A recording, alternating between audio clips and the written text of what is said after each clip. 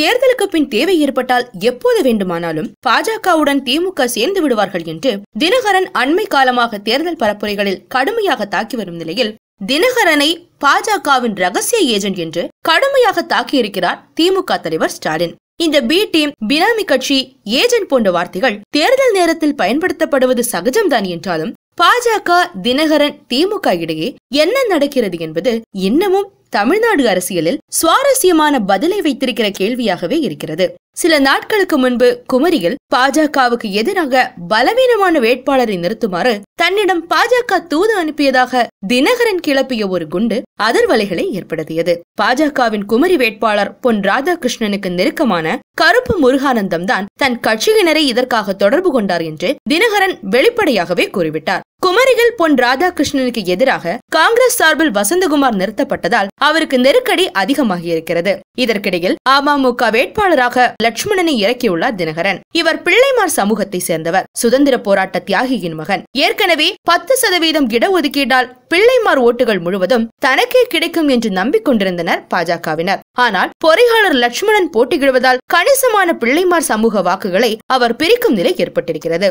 இந்த நிலை ஏற்படக்கூடாது என்பதற்காக தினகரனை பொன் ராதாகிருஷ்ணன் தரப்பில் சிலர் அணுகியிருக்கலாம். அரசியலில் எதிரும் புதிருமான எத்தனையோ பேர் குறிப்பிட்ட சில தொகுதிகளில் நேரடியாகவும் மறைமுகமாகவும் புரிந்துணர்வு கொண்டிருந்ததை தமிழ்நாடு பார்த்திருக்கிறது. ஆனால் தேர்தல் பரப்புரை களத்தில் திடீரென இந்த செய்தியை போட்டு உடைக்க வேண்டிய அவசியம் தினகரனுக்கு ஏன் வந்தது? ராகுல் காந்தி தமிழகம் வந்து அவரது பிரச்சாரத்தால் தினகரன் பற்றி திமுக தலைவர் ஸ்டாலின் கொடுத்த ஒரு பேட்டி பரபரப்பு நீரோட்டத்துக்குள் வராமல் போய்விட்டது. தி ஹிந்து ஆங்கில நாளிதழுக்கு ஸ்டாலின் அளித்த பேட்டியில் தினகரன் மைனாரிட்டி வாக்குகளை கணிசமாக வாங்குவார் என்று ஒரு கருத்து பேசப்படுகிறதே என ஒரு கேள்வி கேட்கப்பட்டது. அதற்கு ஸ்டாலின் அளித்த பதிலில், தினகரன் குடியரசுத் தலைவர் தேர்தலில் தாமாகவே முன்வந்து பாஜகவுக்கு ஆதரவளித்தவர். அவர் பாஜகவுடனான ரகசிய தொடர்புகளை தொடர்ந்து மேற்கொண்டு வருகிறார். அவர் அதிமுகவை, பாஜகவை தொடர்ந்து விமர்சித்து வருகிறார். ஆனால் மோடியை கவனமாக அவர் விட்டுவிடுகிறார். சிறுபான்மை மக்களை முட்டாளாக்குவதற்காக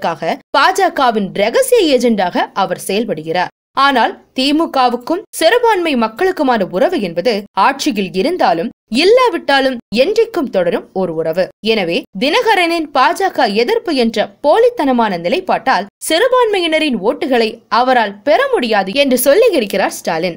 ஏப்ரல் 12ஆம் தேதி நெய்வேலியில் பிரச்சார கூட்டத்தில் பேசிய தினகரன், திமுக இஸ்லாமியர்களின் பாதுகாவலன் என்று சொல்லி ஸ்டாலினும் அவரது அப்பாவும் தொடர்ந்து ஏமாற்றியதால் தான் ஆர்கே நகர் தொகுதியில் ஸ்டாலினை சிறுபான்மை மக்கள் எல்லாம் சேர்ந்து டெபாசிட்டையே காலி பண்ணிவிட்டார்கள். அதனால்தான் இப்போது பயந்து கொண்டு நான் இந்துக்களுக்கு எதிரி அல்ல என்று சொல்லி வருகிறார் ஸ்டாலின். எங்கள் வீட்டு பெண்களும் சாமி கும்பிடுவார்கள் என்கிறார். சாமி கும்பிடுவது சாதாரண விஷயம்தான். அவர்கள் வீட்டு பெண்கள் எல்லாம் சந்திர மண்டலத்திலா போய் சாமி கும்பிட்டு வந்தார்கள். இந்துக்களை எதிர்த்து பேசிவிட்டு இப்போது சிறுபான்மை மக்களோடு இந்துக்களையும் பகைச்சுக்கிட்டோமே என்றுதான் இந்துக்களுக்கு எதிரி அல்ல என்றும் பேசி வருகிறார் ஸ்டாலின். அரசியல் கட்சிக்கு மதம், சாதி எல்லாம் எதற்கு என்று ஸ்டாலினுக்கு பதிலடி கொடுத்திருக்கிறார் தினகரன். திமுகவுக்கு தான் சிறுபான்மை மக்களின் பாதுகாவலன் என்று அவர்களிடம் நிரூபித்தாக வேண்டிய கட்டாயம் ஏற்பட்டிருக்கிறது. அதே நேரம் பாஜகவின் தாக்குதலால் பெரும்பான்மை மக்களுக்கும் தாங்கள் எதிரி அல்ல என்று சொல்வதை ஸ்டாலினால் தவிர்க்க முடியவில்லை.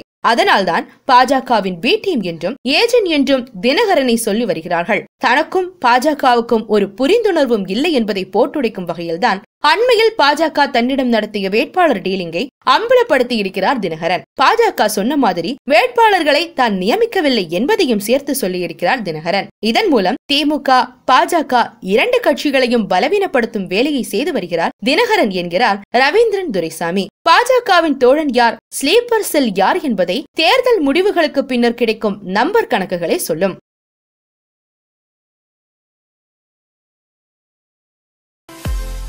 மின்னம்பலம் யூடியூப் பேஜை சப்ஸ்கிரைப் பண்ணுங்க.